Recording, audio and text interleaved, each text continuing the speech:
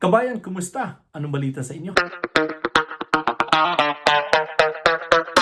So guys, meron naman tayo ditong guest dito nga sa ating video ngayon dito sa ating channel at sana po ay mapanood ninyo at maka-inspire man lang sa inyo na kung paano siya nag-apply at ano bang update sa kanyang pag-apply dito nga sa Saskatchewan Jobs dahil ito po ay ang mga employers sa Saskatchewan ay nagpunta sa Pilipinas upang mag-interview ng I think ay 1,000 katao na magtrabaho dito nga sa Saskatchewan. So again, ito pong ating guest ay siya po ay nagtago lang dahil nga sa ayaw niya munang magpakita dahil siya po ay magsusurpresa sa kanyang pamilya kung sakali man siya ay makaalis na.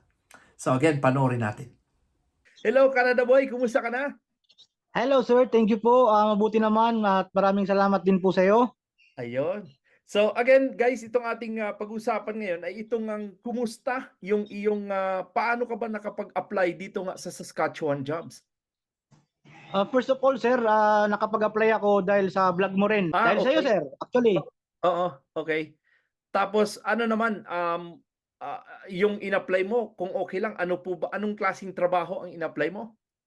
Well, actually sir, sa totoo lang, wala sa job description ko yung in-apply ko. Kaya lang siguro based na rin sa experience po yung nabinasihan nila.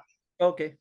So ano ba yung trabaho kung matanong ko lang, ano lang trabaho? Wag lang ang kumpanya ha. Yes sir, finisher po siya. Ano siya, Finisher. Okay. opo. Okay. So auto, sa auto Yes finisher. sir, more on trailer trucks po sila. Trailer trucks. Okay. So ngayon Opo. ito nga so gaano kahirap ang interview? Matagal bang interview? Hindi naman sir kung talagang pag-aaralan mo tsaka kung makinig ka sa vlog mo, especially nakinig ako sa vlog mo eh. Mga tips mo Okay. kasi siyempre first time with Canadian na employer na ma-interview ng dalawang Canadian employer. Okay. Pinakinggan ko lang talaga yung mga vlogs mo and then inisip ko na i-convert na lang yun as siyempre inspired na ako sa iyo kasi siyempre may experience na rin diyan. Marami ka ng experience. Oo. So palagay mo yung mga sinabi ko na magbasahin niyo muna ang inyong mga job description bago magdating doon, nakatulong ba 'yon? Yes sir, nakatulong ng malaki yun kasi yun talagang tatanungin ng employer Yun about talagang sa job tanong, di ba? description. Yes sir. Sabi ko eh. Sabi ko Tama nga. sir, tama ka po doon, tama. Kinabahan ako ng konti pero nung naisip ko na yung mga tanong nila is malapit sa mga sinabi mo, yun, parang nabuhayan din po ako ng Okay. dugo. Medyo okay lang sir kasi based nga sa mga vlogs mo, nagbigay ka na ng mga tips kung paano sagutin to, ganyan, ganito. Medyo hindi na po ako nahirapan Matagal nun. ba ang interview mo? Matagal? Natagalan sir kasi marami din silang tanong yung mga kasamang nauna sa akin. Okay. Konti lang, mga 5 minutes lang din sila, okay na po. Sa akin medyo natagalan sir kasi ewan ko po, based dun sa mga sinabi mong kung paano gawin, yun yung sinunod ko. Oo, oo. Yung mga tips mo So, po.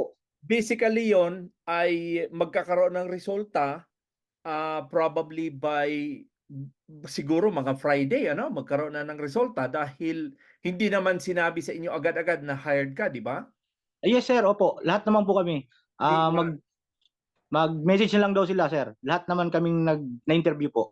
Okay. So at least nataguyod at nakapag-experience ka ng interview ng mga Canadian at again, ang ano po bang masasabi mo sa ating mga kababayan na gusto at nagbalak din mag-apply sa Canada?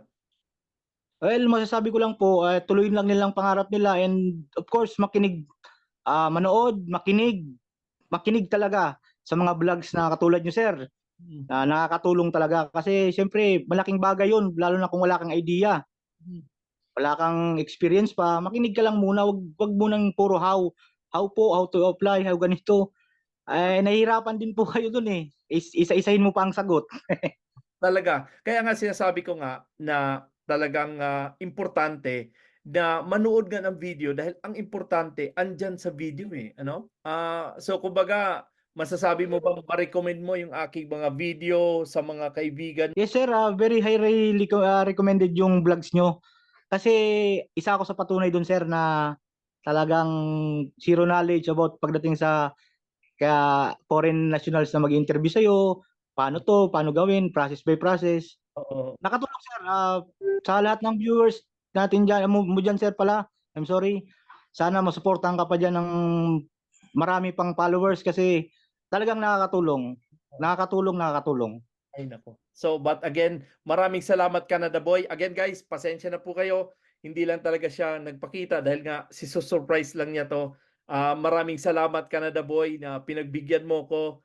Ako po'y natuwa at sana po itong ating mga kabayan na gusto at nagbalak pumunta dito nga sa Canada, sana po ay makapag-apply din sila. Ano? At again, tuloy-tuloy lang sa mga nangarap, nagnais na makarating dito.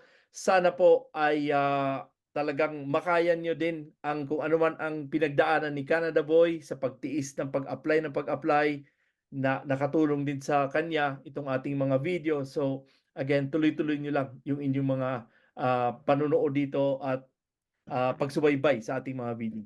So ganoon po mga Canada Boy, maraming salamat ulit. Sir, maraming salamat po sa inyo. Oo. Okay. So again, there you go. Salamat sa inyo.